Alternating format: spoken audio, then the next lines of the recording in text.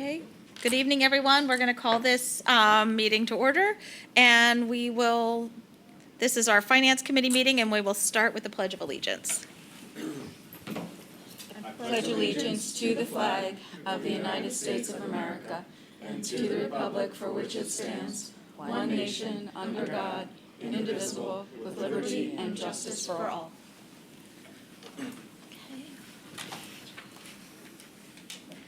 Thank you to my fellow board members for being here this evening, and thank you for everyone tuning in. We do not have any items that will be voting on for recommendation for work session and action.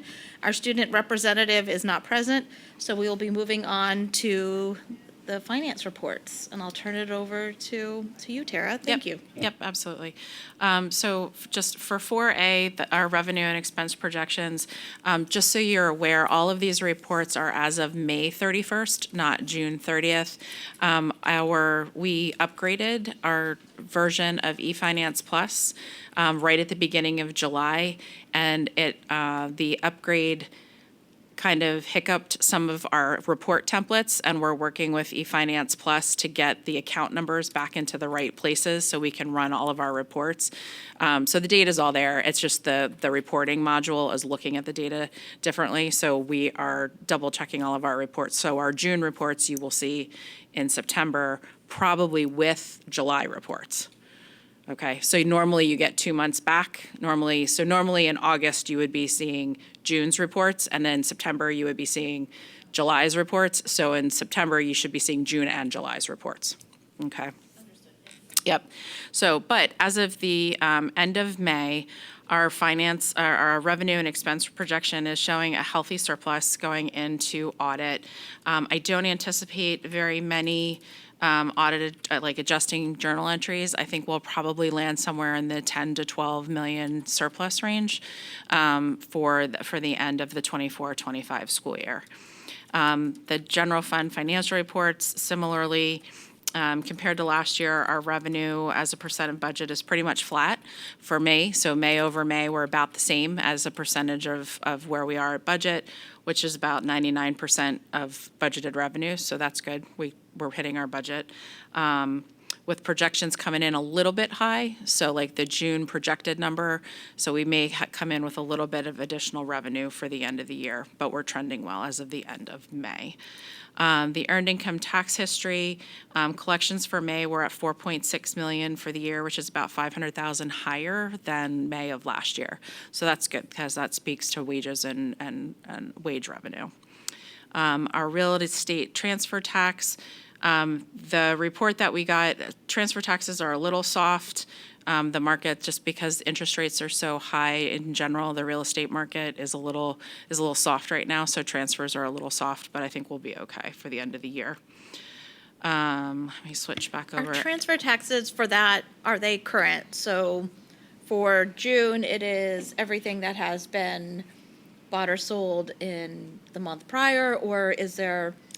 No, there's delay? a lag. I mean, there is a lag. It depends Okay. on how fast they process the transfers. Okay. So there is a little bit of a lag. Not much of a one. A couple but of months, maybe? A couple months, yeah. Okay, Yeah. thank you. Yeah. Ms. Hauser, can I Yeah. ask, so what do you expect the transfer tax dollars to be typically?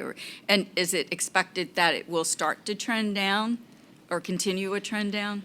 I think real estate in general is going to depend on where the Fed goes with rates. That kind of real estate is really driven on mortgage rates and real estate transfer tax for that purpose. Let me pull up the budget. I don't have the transfer tax budgeted number memorized. I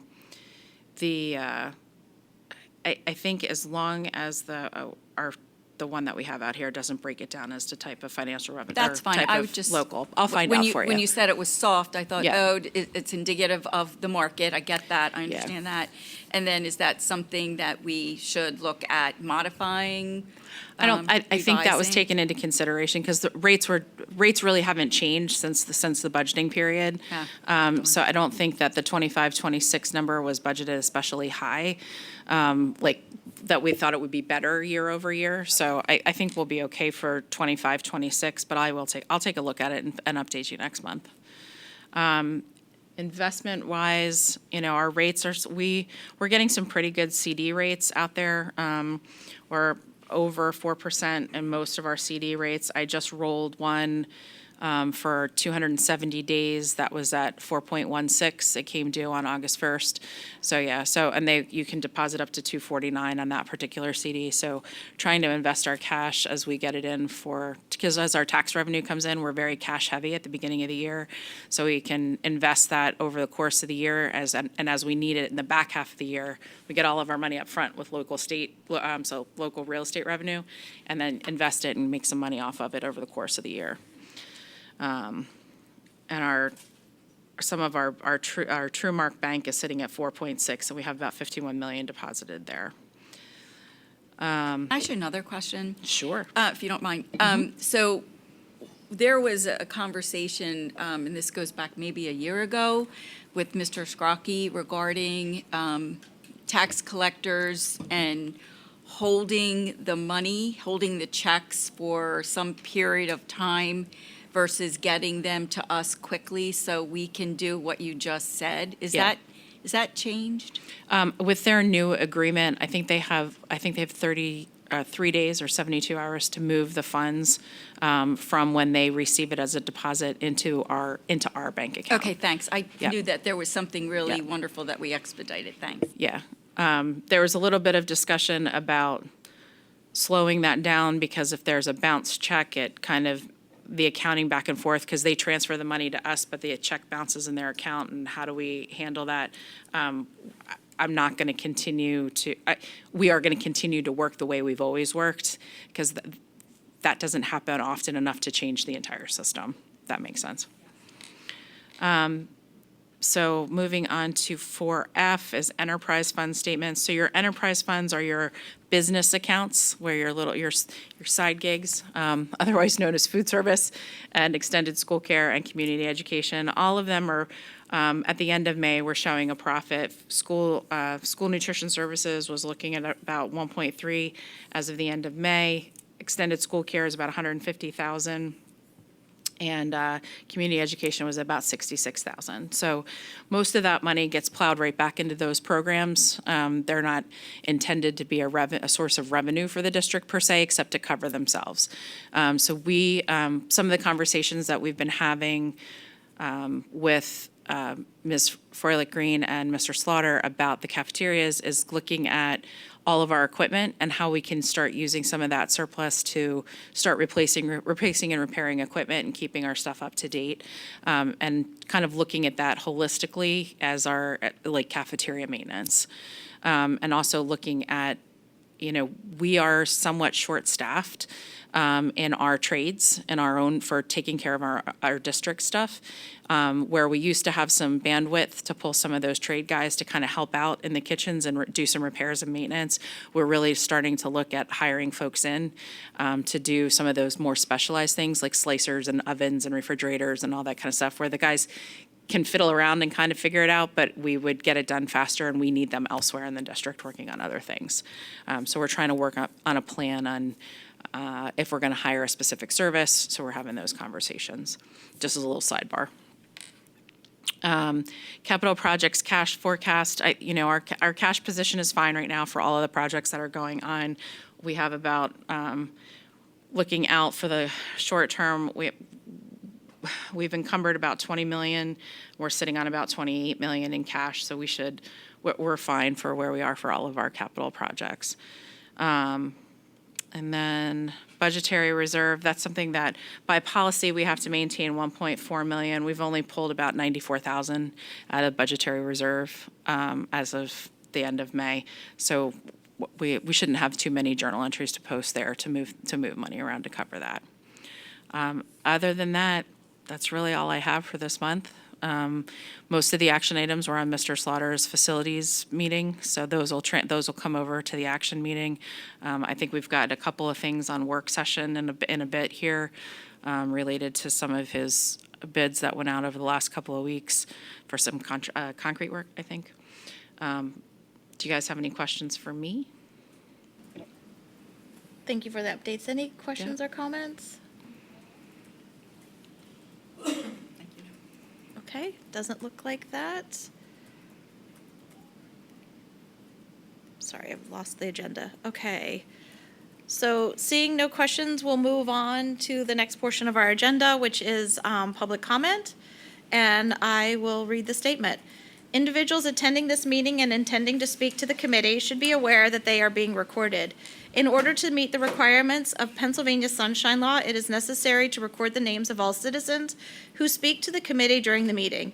To assure compliance with this requirement, it is essential that those planning to address the committee state their name and their municipality. As a reminder, the public comment portion of the meeting is designed for residents and taxpayers of the district to provide comment and feedback on matters being discussed at tonight's meeting or matters that may come before the Finance Committee. It is not designed for debate or discussion with members of the committee. When appropriate, committee members may choose to respond to public comments that have been made or request that a member of the administration follow up with the speakers after the meeting. Members of the audience are asked to limit their questions and comments to 3 minutes. This is in reference to Board Policy 903. Good evening, Mr. Lanier. Good evening. Jason Lanier, Lansdale. I'm going to ask a question I asked at the last facility and operation meeting, and I asked for clarification on this, and no one wanted to answer, so I'm going to ask it again. Maybe you can phone a friend and get some information on answering it, because it's a serious question. When you look at the capital improvement plan and the amount of money that's prospected to lay out for the capital improvement, and you look at what we're planning to build for the high school, is there overlap between the two of those? And the reason being, if there's no overlap, we're talking $635 million. If there is overlap, how much is it? And whether or not there's overlap, how are we going to pay for the almost $300 million that is referenced in the capital improvement plan? This is a serious question. I mean, I did some overlap with what Jamie Lynch presents in terms of the projects, and there seems to be a little bit of overlap, but not enough to account for the whole thing. So what's going on and how are we going to pay for it? I have a minute here. If somebody wants to answer that question, I'd appreciate it.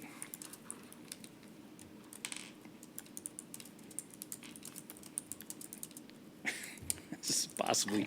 I think we just want to preserve your time. So we want to make Okay. sure if you're done with public comment, then we can end and we can move on to that. Well, I mean, can you But- answer the question now? Is there So I overlap think- or is there no, not overlap? I'm not going to speak because I want to honor your time. Well, I have a minute here, and it shouldn't take it. It's a yes or a no question. It's not a complicated one.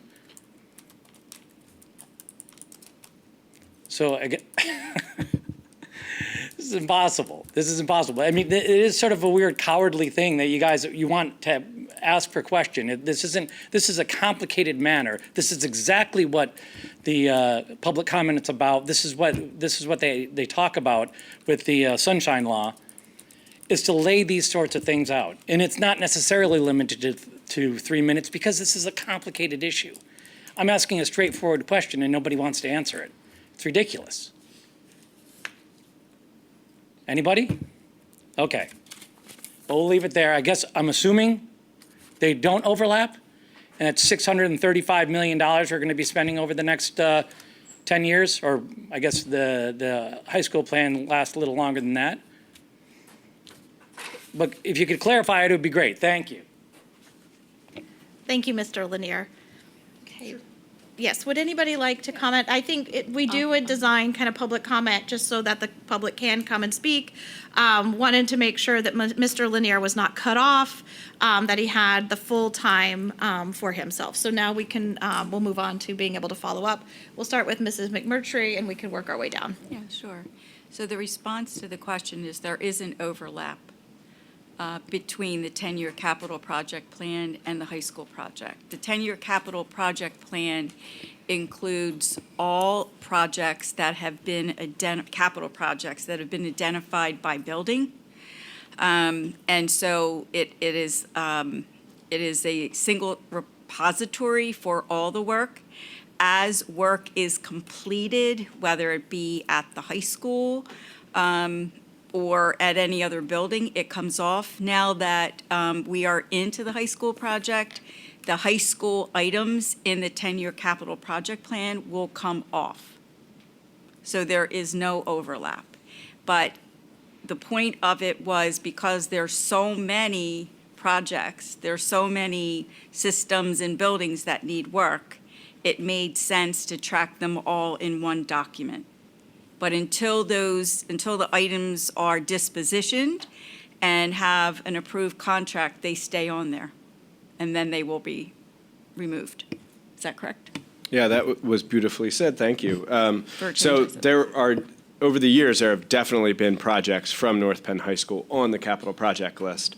And as you said there at the end, as things are contracted and the work is being done, it gets removed. So if the question is, are there any items on that list that will be addressed in the high school project? I think the answer is yes. But as Ms. McMurtry said, as they're addressed or bid out, they're removed from the project itself, as with other projects that will happen over the district over the next 10 years.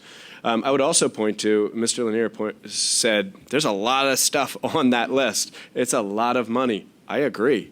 It further demonstrates the needs for our facilities and our capital projects. And we do not have the capacity to do it all at once. Just like I don't have the capacity to do everything I would like to do in my home all at once. So responsible planning, long-range planning over the years, 10, 15, 20 years. I think it's a comprehensive, it's a wonderful list, but it is not all going to get done quickly. Many of those things are repaired on a regular basis. And depending on where we are in a given year or a given time of year, the prioritization needs to change because things become in more dire need. So it is a living document. It is updated regularly. When we move on from, phase 2 and 3 of North Penn High School in the coming years, the next project is going to be discussed, and items on that 10-year capital project plan will be included in the renovation of the next of our 22 facilities. So good questions, great answer. If anybody else wants to add anything, feel free. So. Mrs. Hauser, did you want to add something as well? Only that if you go through the plan that was posted at the facilities meeting with totals, there are some items specifically that say for the high school as part of the renovation. So they are inclusive. Like I would say the list that we looked at the facilities meeting is inclusive of some of those items, not necessarily all of them, but some of them are on there. Mm-hmm. So, and yes, this is the state of public education across the Commonwealth right now, that numerous districts are in need of serious capital funds to improve their facilities and their structures. I've come from 2 districts now where they've had hundreds of millions of dollars of renovations that need to be done and just constantly have to be delayed because there is no funding there. I think that's one of the reasons why, from a state standpoint, they were trying to bring back some of the capital funding structures that they had at the state, where school districts could apply for capital money to do renovations and whatnot. So hopefully, coming out of this budget, maybe that'll return. I'm not really sure that that'll necessarily happen. We can always hope. Tomorrow's another day. And to the tune of $200 million for us, that would be right? great. Yeah, that'd be awesome. But deteriorating infrastructure is a problem in just about every school district in the Commonwealth of Pennsylvania. Well, and I think there's kind of 2 levels of this too, right? So second to our school personnel, our most valuable resource are our buildings. Correct. And so we have buildings that are in disrepair, and we have long-range plans for renovation for just general upkeep too. So I think we do have critical systems and critical things that have to be done. That's why we're prioritizing and seeking community input on the project like the high school, and we're kind of focusing on one major project at a time. And just to Dr. Bauer's point, we can't do everything at once. We phase the things in. In my own home, we have to do one thing at a time, what we can afford, what we can live with, what we can manage, and so all of those things. So it's staffing, it's cost, it's how do we move students around and deliver the same quality education while we're renovating a high school or renovating another building. So it's that capital project plan too. I've also seen it's been a great great tool to be able to also plan for staffing and how do we address this project during summer months, and we can address this one over winter break. This one can be done while students are still in the building. So it has been a tool that's been incredibly valuable to all of us. So thank you. Okay, seeing that there's no other public comment, I will just share that our next Finance Committee meetings are scheduled for Tuesday, September 9th, Tuesday, October 14th. If any other business, any other questions or comments, we'll adjourn the meeting, and then we will regroup at 7 for our action meeting. Work Okay, session. work session, thank you. Wonderful. Okay, meeting adjourned.